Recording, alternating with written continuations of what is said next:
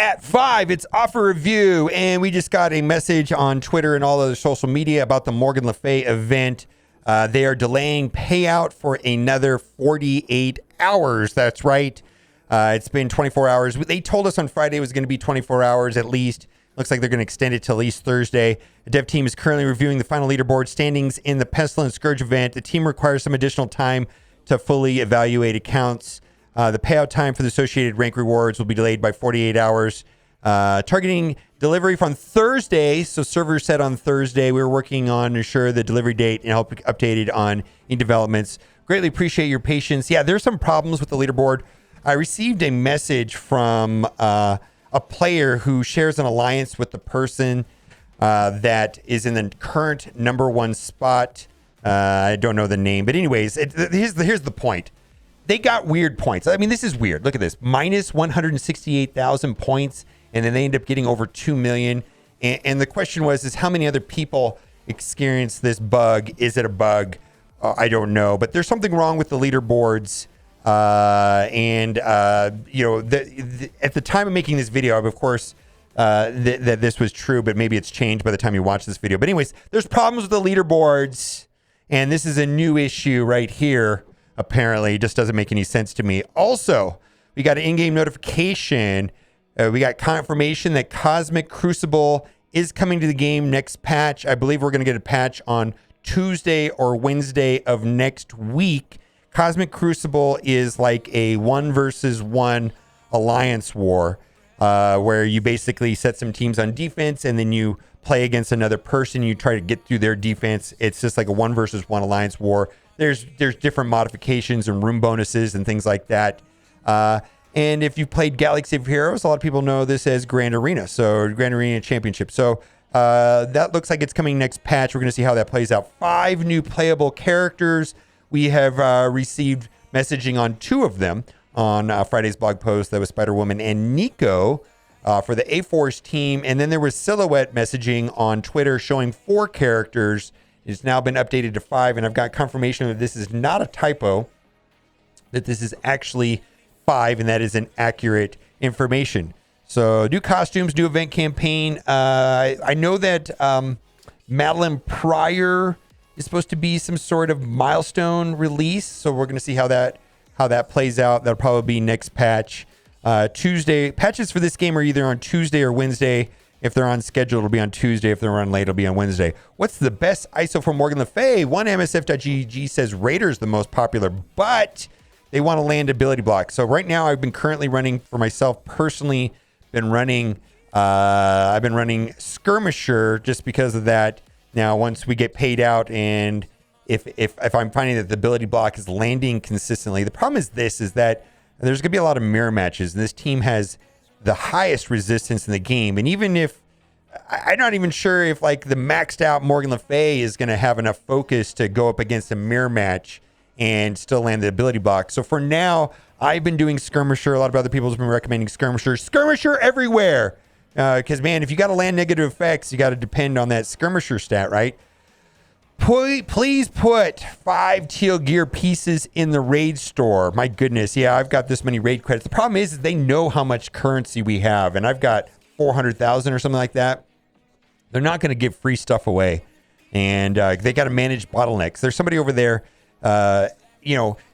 creating artificial scarcity. You understand that is the nature of the game, and these bottlenecks are not by accident. They're by careful manufacture to fuel us to spend. And I noticed some frustration, and there was a couple posts about that, but I think this is a great idea. I hope they do something like that. I just don't see them doing that. But anyone been seeing an increased player burnout, or is it limited to our cluster? Hard to not think the extra hours the devs are expecting from us isn't to blame. And I don't know if this is true or not, because it's anecdotal evidence, but I feel like the sentiment of this post right here, talking about all the blitzes and the Morgan Le Fay event and the Tower event and Pocket Dimension. And, for me personally, I was also running Dark Dimension while doing all of this. And like, even today, I was like, I don't have to do Morgan Le Fay today. I don't have to run Scourges. I don't have to run Dark Dimension 5 because I finally finished up my second run. And all I got to do is blitz 2 hours. No, blitzing every 2 hours is trash. I hate it. Not a fan. My timer's probably going to go off here in offer review, and I'm blitzing my mind out, right? And this came up to sim all blitz or sim raids. Which would you want first? But yeah, why can't we just load up our 39 teams? And we're gonna run out of save squads. And believe I've told them about this. We're gonna be at 40 save squads here, but sim all blitz and just have it do it all for you and not have to worry about the results. Just pick the first one that comes up. Yeah, I like that. I don't know if they're gonna do it or not, but it sounds good. And I just wanted to read this. This is kind of interesting. Dear Boundless Scopely, you're stingy and frustrating. And they're talking about how that they they log into 360 days and they get 25 power cores and 15 Hulk shards, and nothing says we appreciate you. It's insulting, some of those milestone rewards. And I just wanted to read the last paragraph of this post because it kind of resonated with me. It's just like, for a game that demands so much face time, I hardly ever feel rewarded. I enjoy the Marvel IP and the core of this game, but your model of monetization feels more and more akin to extortion. Some games are fun to play and people want to spend money in the game because it's fun. Well, they laugh at this idea. I look at some of these offers and just pity the people who buy them. People enjoy this game and that's why they get angry. Everything new at the company seems to only stand in the way of that. People only stand being frustrated for so long, though, before anger becomes apathy. No. I mean, listen.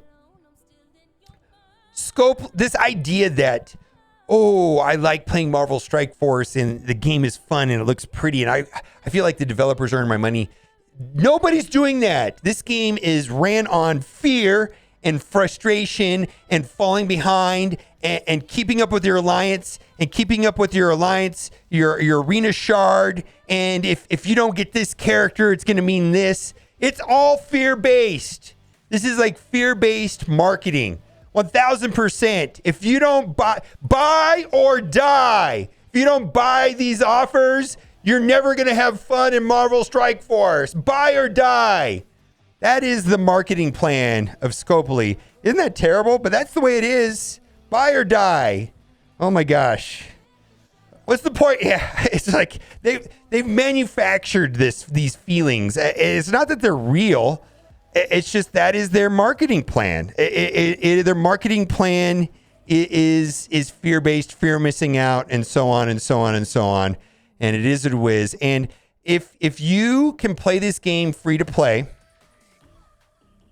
and not worry about what everybody else is doing, and maybe, there's this idea though, and I hear about this idea from free to play players that, when they play against somebody else and they do better than them and they know that the other person spent a lot of money, what kind of satisfaction do they get? I mean, I think that's the real secret to these games, is if you can get in that mindset where, hey, I'm going at my pace, and if I lose to you, it's because you spent a lot of money, and that's fine. But I did very well, and I held my own, and I didn't spend any money, and so I'm happy with my results. It's like a free roll almost. You know what I mean? Like, you can't lose in that setup if you have that mindset. I'm just saying. Anyways, this advice I can't take myself, perhaps, but anyways, it is what it is. It's an interesting concept. It appeals to me, is what I'm trying to say. That idea. Let's get into it. Goblin Queen. Annoying for sure that this is a 2-star unlock and we've got $25. Now, a lot of people are saying, is this character worth it? I put out a video this morning where I went through a Madeline Pryor with the SA Kestrel.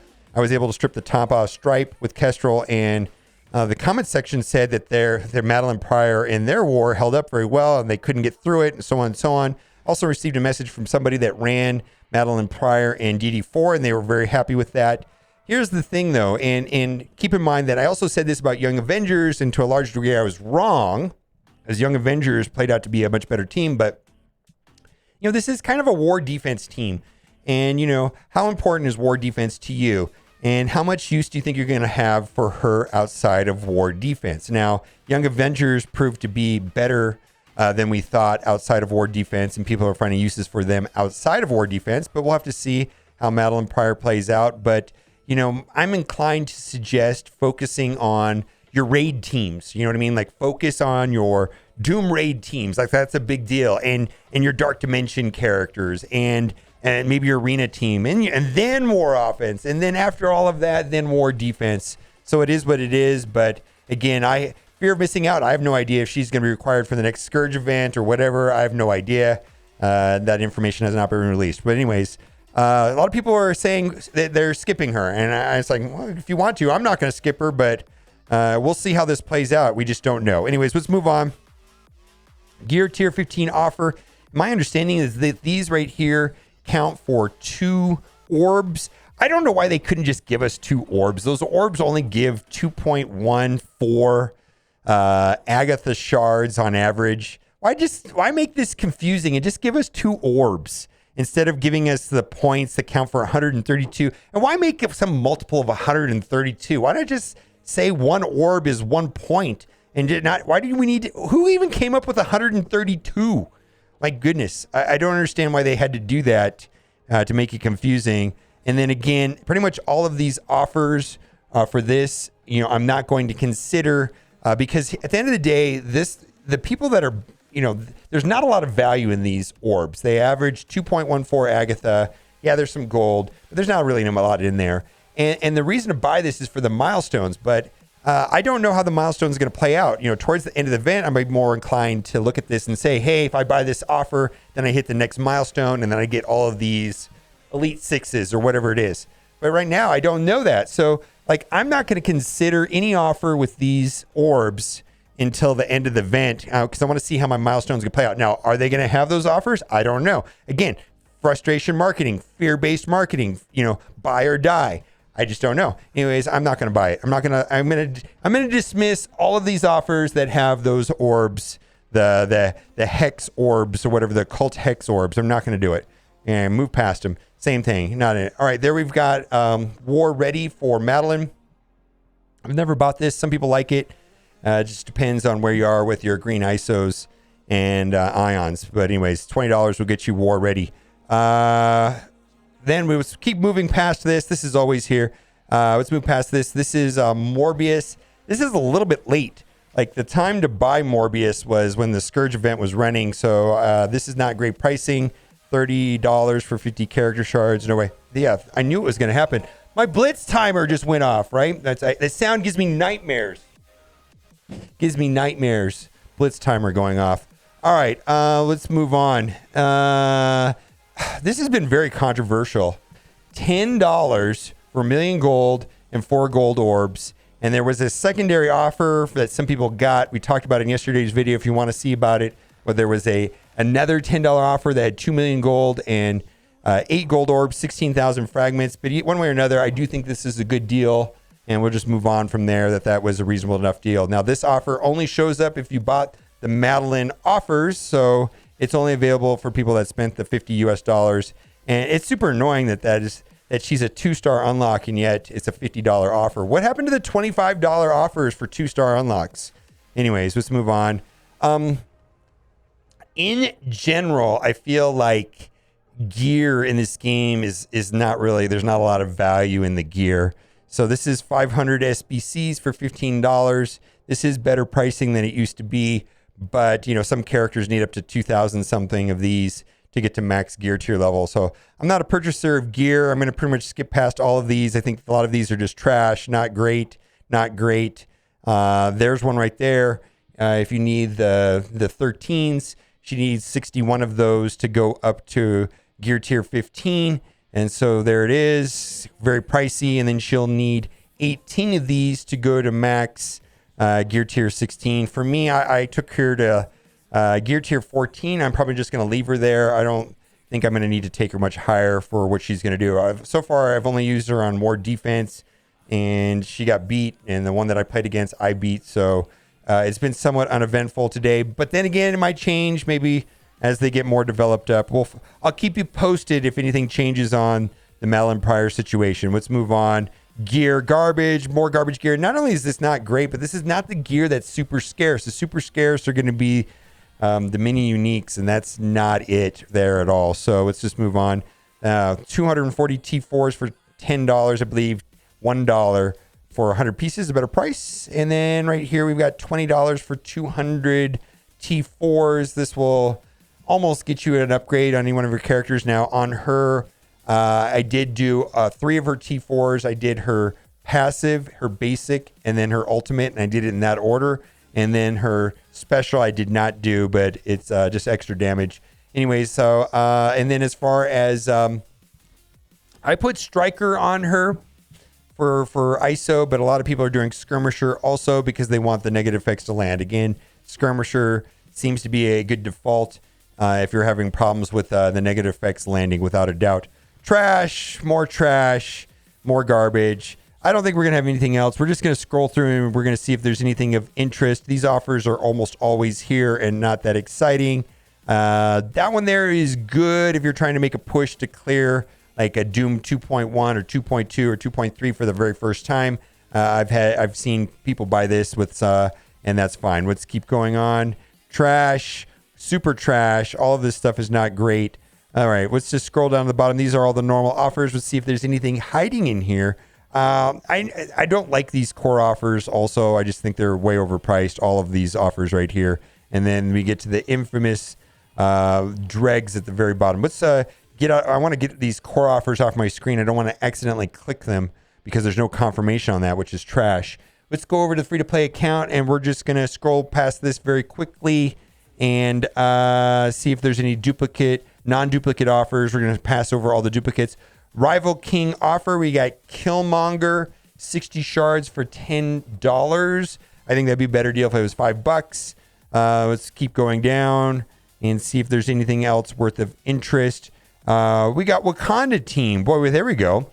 Unlock a 4-star Wakanda team. It looks like it's everybody there. All five of them, 180 shards. So for $35. I do like this because this will help you with Chaos Theory, which is for the gold promo credits, and they also can help you in one of the raids and one of the lanes, and I believe the Gamma raid, if I remember correctly. Anyways, the team is somewhat uneventful. I do get some use. I do get some use out of Killmonger. He can go on other teams. But the other 3 are on my bench. Barely even use them in Blitz. It's kind of sad, right? All right, let's move on. And I think that'll be it. I think we're done with offer reviews. So keep in mind, we're going to have a blog post on Friday, payout on the Morgan Le Fay event on Thursday, and then we'll have a patch next week on Tuesday or Wednesday. All right, guys, thanks for watching. Keep on gaming.